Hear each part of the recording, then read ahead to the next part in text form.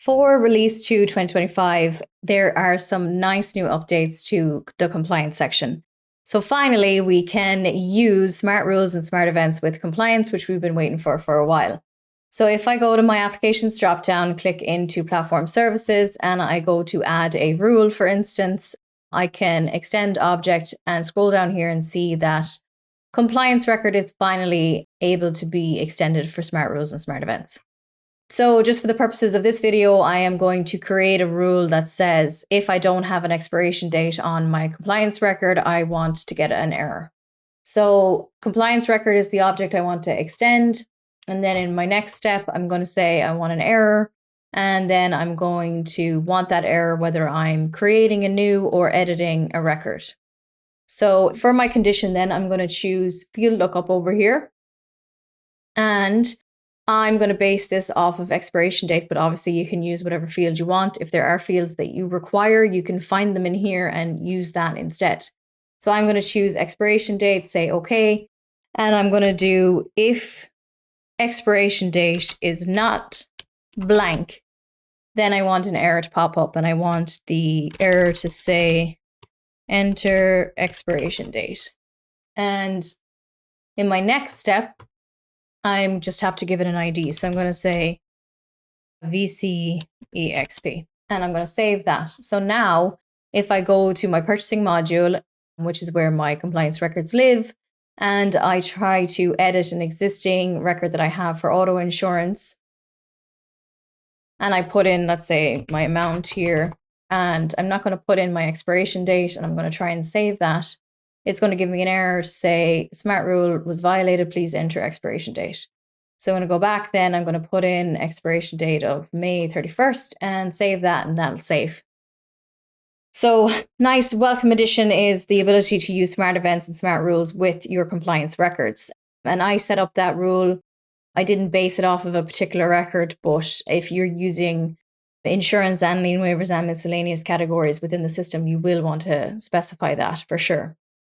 We just did something really simple for this video because this is more about the release, but we will have some videos coming out in the near future with some smart rules and smart events that you can use with compliance. So another new enhancement as of R2 is the ability to use secondary lien waivers. So in purchasing, if I go to a subcontract, I have one created in the system here with a secondary vendor. So I have a tab here for my secondary vendors.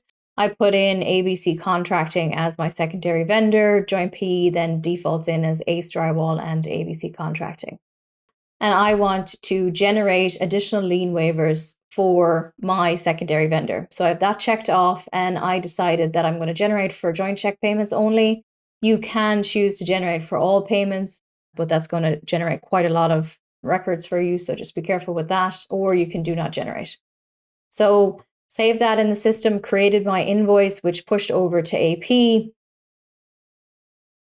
And if I edit on that, then I can see my joint payee tab. I do have joint checks enabled in this system. So I had ABC Contracting in here, and then I want my joint payee print as to be Ace Drywall and ABC Contracting. So in purchasing, on the setup tab, you have your compliance types.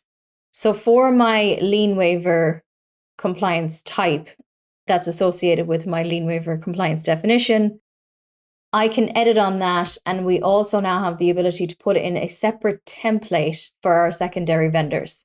So I'm just going to use my regular template for my usual vendor, and then for my secondary vendor, I have uploaded a different template that looks slightly different with different wording in it.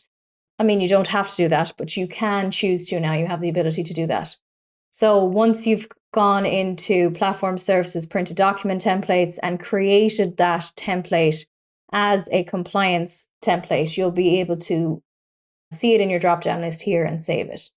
So I created that joint check payment for my invoice from that subcontract. And now 2 compliance records have generated in the system for that $25,000 payment. So if I view this first record, I'll see that it has the secondary vendor name as ABC Contracting, and it's automatically marked off as a secondary vendor. So that's using my template for the secondary vendor lien waiver.